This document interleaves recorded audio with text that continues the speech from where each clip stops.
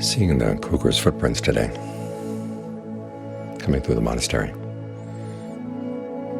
reminds us that we are on the edge of the wilderness, and there are wild things about. And the appropriate response is heatfulness. Now, heatfulness means that you will go out. You're not afraid to go out, but you know there are dangers. But you also know that there are ways of avoiding the dangers. So heatfulness is not simply the same thing as fear or worry. It's a combination of fear and confidence. Confidence that you know some skills that can minimize the dangers. And as the Buddha says, heatfulness lies at the basis of all skillful qualities. Because as you saw, there are dangers in the mind, but there are also good potentials in the mind. That's why heatfulness is appropriate. If you were to think of a higher power in Buddhism, that would be it, heatfulness. It's a constellation of qualities. Fear, skill, confidence, and a desire for true happiness, a desire for true well-being. All these things rolled into one.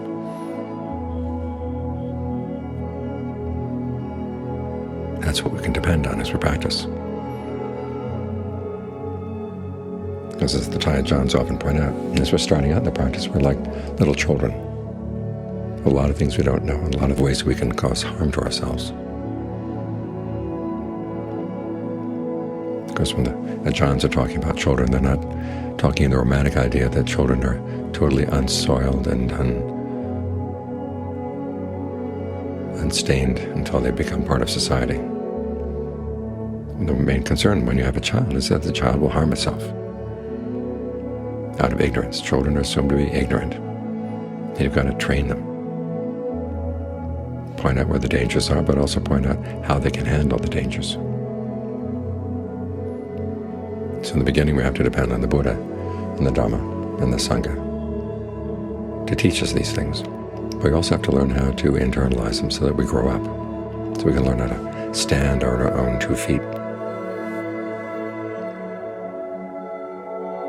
and take on whatever's coming up in the mind.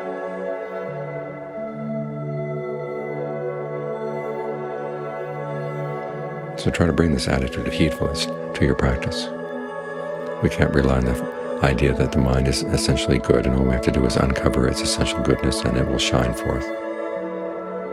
It has some goodness, and the goodness lies in its desire for its happiness to be genuine, and for its happiness to be harmless. We have all kinds of other things as well. The parts of the mind that lie to each other, cover things up. The parts that get apathetic, there are parts that get lazy. And we'll have to deal with these in the practice.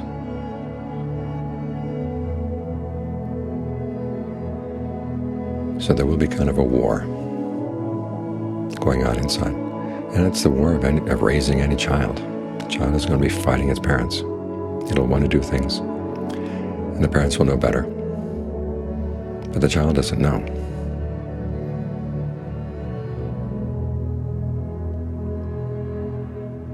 So there's going to be tension. And the best thing you can do, of course, is try to get the message through all the different identities that you've got in the mind. And that'll take a while. It takes a while to sort these things out. But as in any case where there's a war between the parents and the children, there has to be some goodwill on the parents' part. It's something in the parents that the children can trust.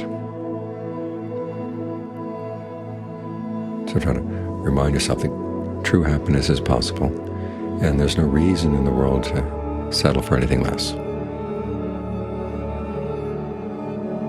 And you want to hold to that. That's the part where the goodness becomes trustworthy. And then we use the concentration to give the mind strength, give the good side strength, but also to convince the other parts of the mind that this path really is a good path. It's not saving all of its rewards to the end.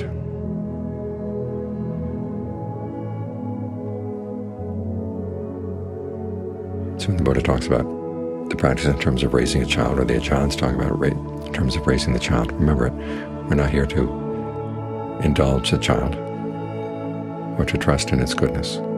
The child has to learn how to trust the good side of the mind, but the good side of the mind can't trust the child.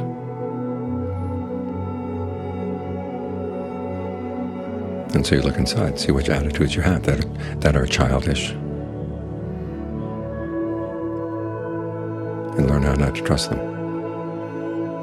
Now, the good part of every desire in the mind is that it desires happiness, but there's a lot of ignorance. And a lot of these identities that we've had in the past. And it is good to think of them as identities. A while back when we had the question about personality view. In the old days they would translate sekai entity, which is one of the fetters that's abandoned at stream entry, as personality view. And that creates all kinds of problems. We actually had a candidate here one time who was trying to get rid of his personality, thinking that that's what it was all about, complaining that the monks seemed to have personalities. And I think part of it was because he didn't have much of a personality. He was looking for a religion where he'd have the advantage. But that's not what the Buddha's talking about. If you look at all the different great disciples of the Buddha, they had very different personalities. Ananda had one personality, Mahakassapa had a very different one, Sariputta had another. These are the ones we see most clearly because they appear most often in the text. Look at the Forest Ajahns, and they had very strong personalities. The important thing was sorting out what things inside the mind were simply a matter of personality, which things were part of defilement, which parts were okay to keep going, which ones you had to abandon. This is something we all have to do. We're not going to lose our personalities as we gain awakening. We're still going to lose all the unskillful members of the committee. They'll either be exiled or else they'll be brought over. The children inside the mind will learn how to grow up.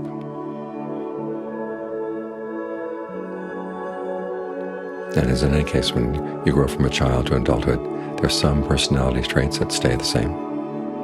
But other things will change. Your perspective, your sense of experience, your knowledge of what's going on will grow. And your willingness to take the long view. This is one of the paradoxes of the practice. On the one hand, we have to pay very careful attention to the present moment.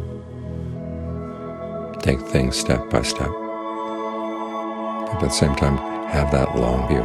It's a combination of the willingness to be very precise, not just to go by your opinions, but to be very precise about what really has to be done right here, right now.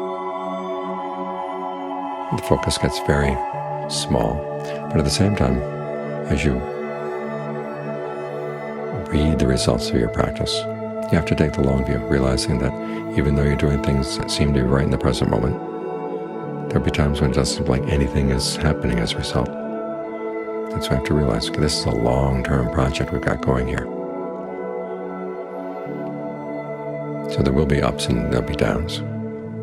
You have to learn how to talk to yourself so the downs don't get you down, and the ups don't get you uppity. And John Mahaprabhu calls this quality, he talks about egakata, which can be translated as singleness. For him it means a consistency of the mind. It's not shaken by the ups and downs. It just keeps plugging away with a sense of confidence, but also a sense of responsibility. Because it can happen often that the reason the results are not happening or not coming as fast as you'd like is you're doing something wrong. So you have to keep checking things. So you focus both on the long term and on the immediate present. And learning how to develop the right combination of these things is a large part of maturity, part of making yourself an adult as a practitioner.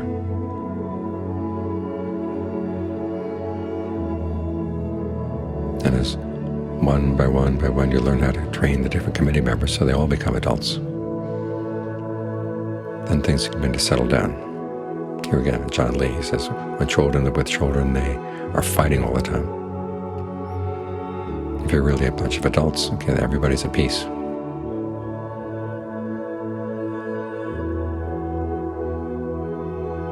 So we're here to train our inner children, but not to indulge them.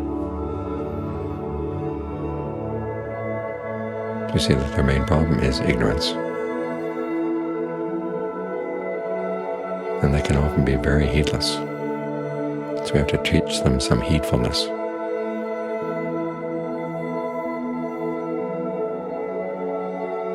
Which in many ways is another name for maturity.